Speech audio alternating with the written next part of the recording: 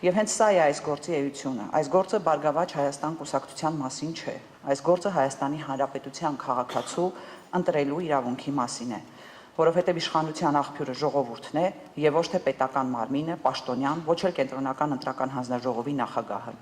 Եվ ոչ ոք իրավունք չունի ժողովրդի փոխարեն որոշելու, թե նրա որ ձայներն են կարևոր, իսկ որոնք ոչ։ Այսօր ես այստեղ չեմ եկել խոսելու միայն Բարգավաճ Հայաստան կուսակցության անունից, ես այստեղ խոսելու եմ ավելի քան 58,000 քաղաքացիների անունից, ովքեր հունիսի 7-ին գնացին ընտրատեղամաս, հավատացին, որ իրենց ձայնը արժեք ունի եւ այսօր իրավունք ունեն հարցնել, ով որոշեց, որ իրենց ձայնն այլևս կարևոր չէ։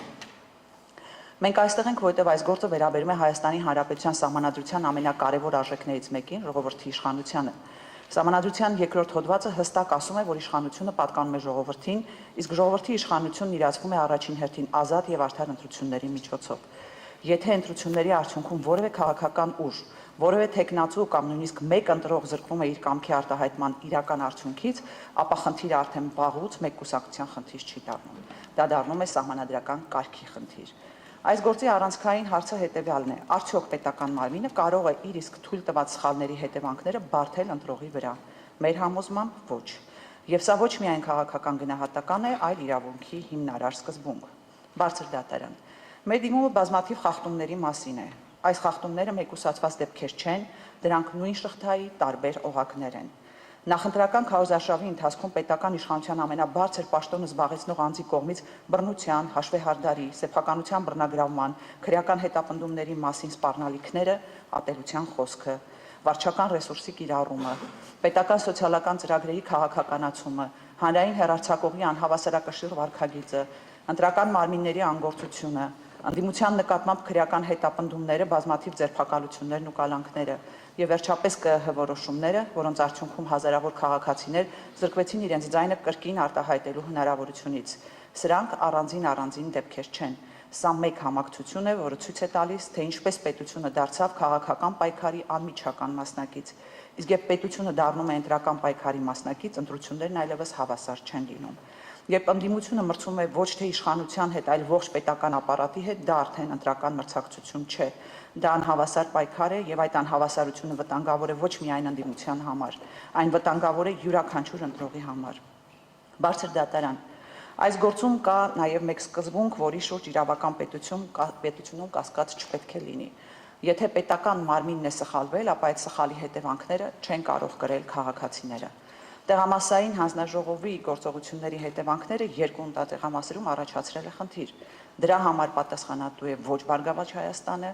ոչ էլ այն ավելի քան 58,000 քաղաքացիները, որոնք իրենց ձայնը տվել են մեզ։ Այդ քաղաքացիները կատարել են օրենքի բոլոր պահանջները, բայց հենց նրանք են զրկվել իրենց ձայնի սահմանադրական արժեքից։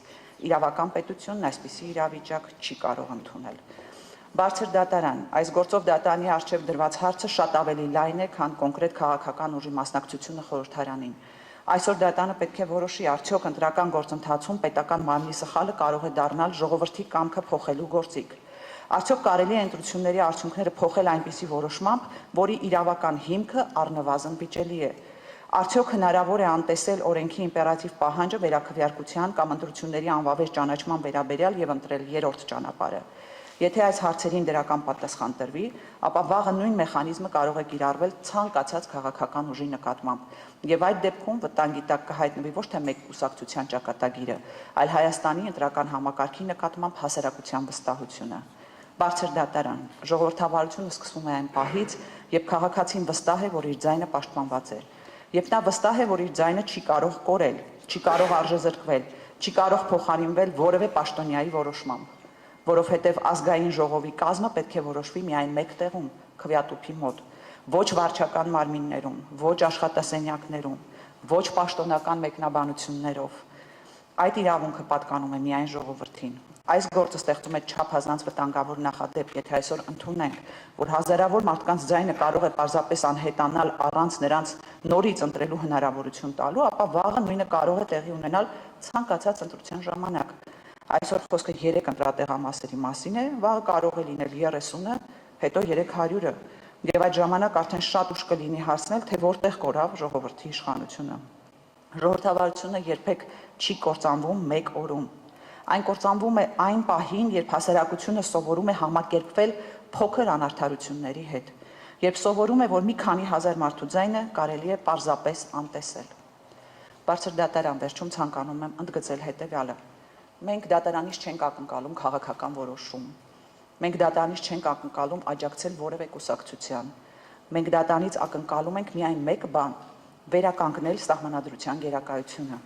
վերահաստատել, որ ընտրությունների արդյունքները պետք է որոշվեն օրենքով եւ ոչ թե հայեցողությամբ,